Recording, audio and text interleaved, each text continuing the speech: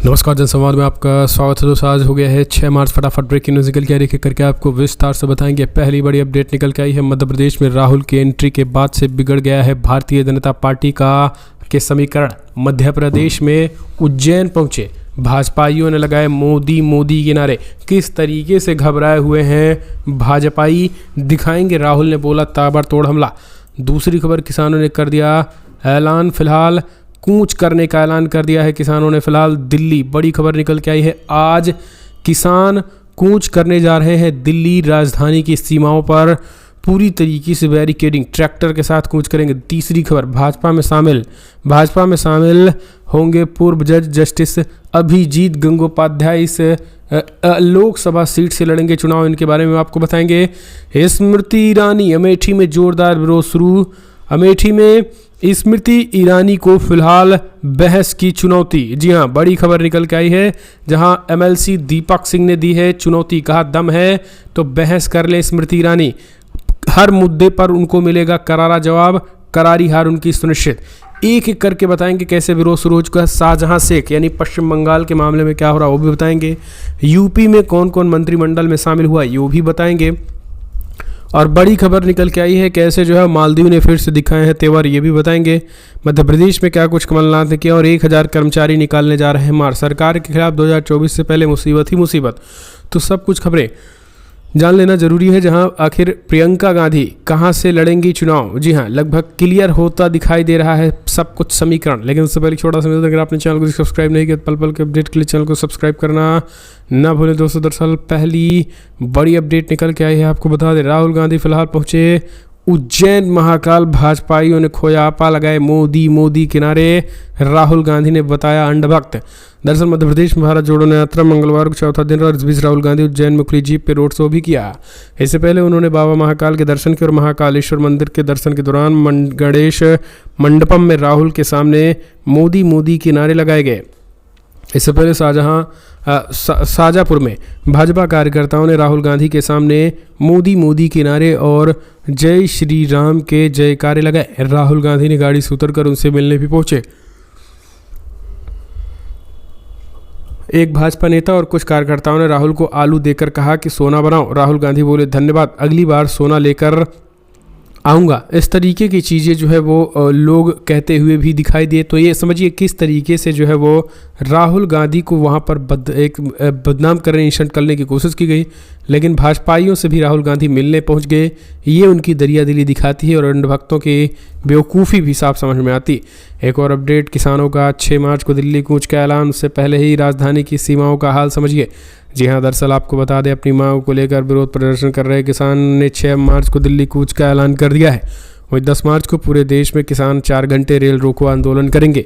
17 मार्च को दिल्ली के रामलीला मैदान में किसान महापंचायत भी होगी। उससे पहले हम आपको बता दें कि दिल्ली की सीमाओं पर हाल क्या है समझिए। दरअसल आपको बता दें, दिल्ली के सिंधु बॉर्डर पर कहने को दिल्ली पुलिस ने गत 24 फरवरी को सिंधु बॉर्डर पर दोनों तरफ से सर्विस लेन खोल दी है ताकि लोगों की आवाजाही में सहूलियत हो। लेकिन अब भी लोगों को यहां घंटों जाम में फंसना पड़ रहा है। दरअसल नेशनल हाईवे होने की वजह से यहां ट्रैफिक का भारी दबाव है। रोजाना इस बॉर्डर से लाखों की संख्या में गाड़ियां दिल्ली से हरियाणा और हरियाणा की तरफ से इतनी गाड़ियां दिल्ली की तरफ आती जाती हैं। चूँकि सिंधु बॉर्डर पर मुख्य लेन की जगह सिर्फ सर्विस लेन ही खोली गई है, इस कारण वहाँ वाहनों का भारी दबाव रहता है। इसमें न सिर्फ यात्रियों को दिक्कतों का सामना करना पड़ रहा है, बल्कि सिंधु बॉर्डर के आसपास काम करने वाले भी परेशानी का सामना कर रहे हैं।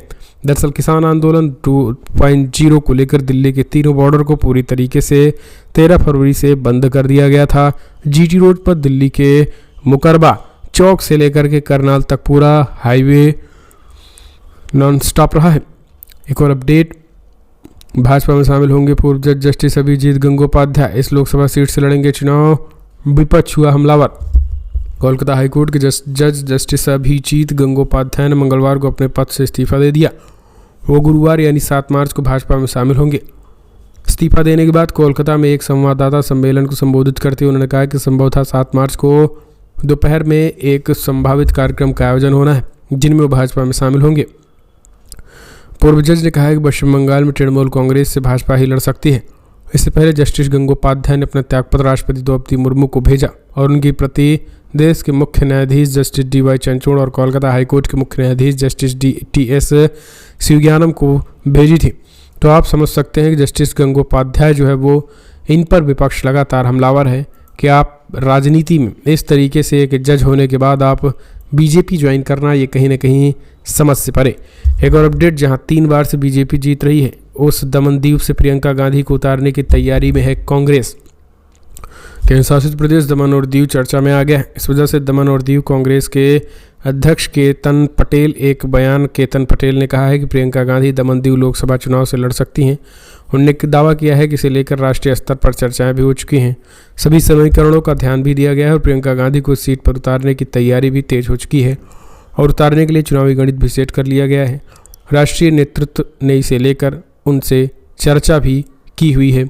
इतना ही नहीं, प्रियंका गांधी के चुनाव लड़ने की चर्चा शुरू हुई।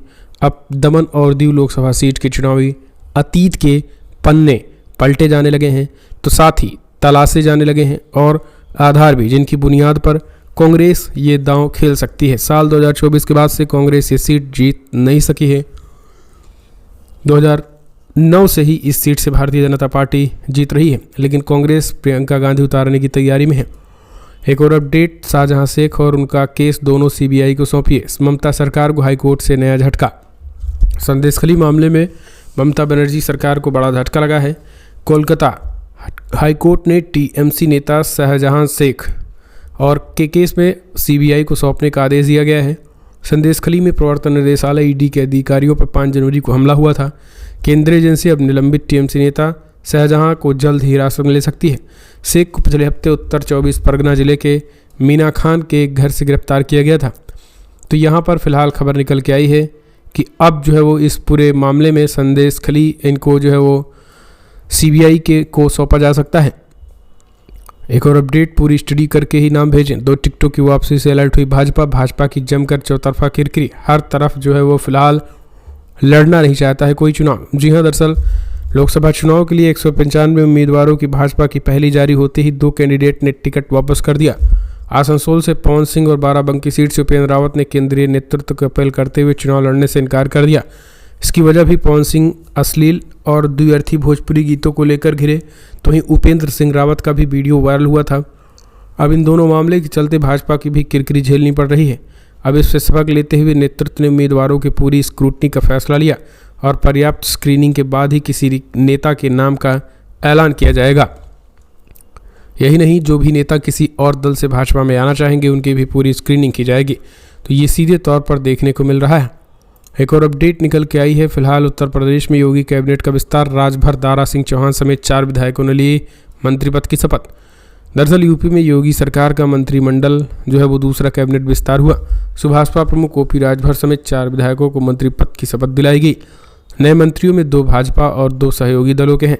भाजपा की तरफ से एमएलसी दारा सिंह चौहान और साहिबाबाद से विधायक सुनील शर्मा को मंत्री बनाया गया। रालोद से अनिल कुमार को मंत्री बनाया गया। वहीं ओपी राजभर, दारा सिंह चौहान और अनिल कुमार को कैबिनेट पद की शपथ दिलाई गई। सुनील शर्मा को राज्य मंत्री बनाया गया है, जबकि सीएम योगी की मौजूदगी में राजभवन में गांधी हॉल में राज्यपाल आनंदीबेन पटेल ने सभी विधायकों को शपथ दिलाई है। एक और अपडेट निकल के आई है। केंद्र सरकार के 1000 कर्मचारी निकालने जा रहे मार्च। किन मुद्दों पर हो रहे सरकार से खफा, समझिए। केंद्र सरकार के मंत्रालयों में काम करने वाले करीब 1000 सरकारी कर्मचारी 7 मार्च को शास्त्री भवन के बाहर प्रदर्शन करने की योजना बना रहे हैं।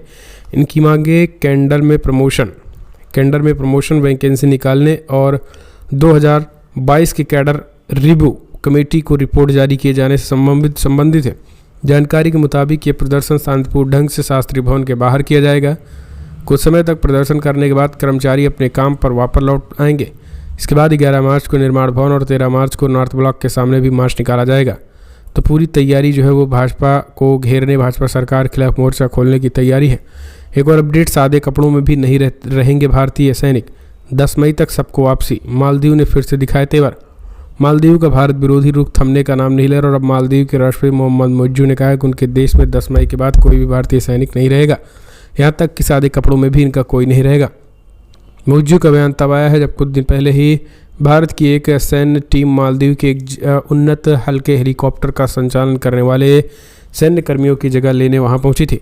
मुइज्जू ने अपने देश से भारतीय सैन्य कर्मियों के पहले समूह की वापसी के लिए 10 मार्च की समय सीमा तय की थी।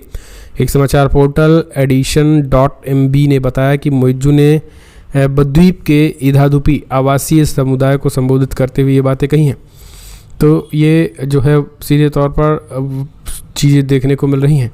एक और अपडेट, कांग्रेस पार्टी जल्द ही अपने लिस्ट जारी कर सकती है, पहली सूची। जी हाँ, दरअसल आगामी लोकसभा चुनाव की तारीख को घोषणा से पहले बीजेपी 200 के करीब उम्मीदवारों की पहली लिस्ट जारी कर सकती है। अभी भी निगाहें विपक्षी दल कांग्रेस पर है। कांग्रेस पार्टी इस बार Indian national development inclusive alliance के साथ चुनाव लड़ रही है और इस गठबंधन के तहत कई राज्यों में अभी उनके सहयोगी दलों के साथ सीट बंटवारे पर समझौता होना बाकी है। इस बीच खबर है कि कांग्रेस इस सप्ताह अपने लोकसभा सीट उम्मीदवारों की पहली सूची जारी कर सकती है। तो ये चीज़ें देखने को मिल रही हैं। फिलहाल कमेंट्स माध्यम से अपने सुझाव दें। इस वीडियो में इतना ही। जय हिंद, जय भारत।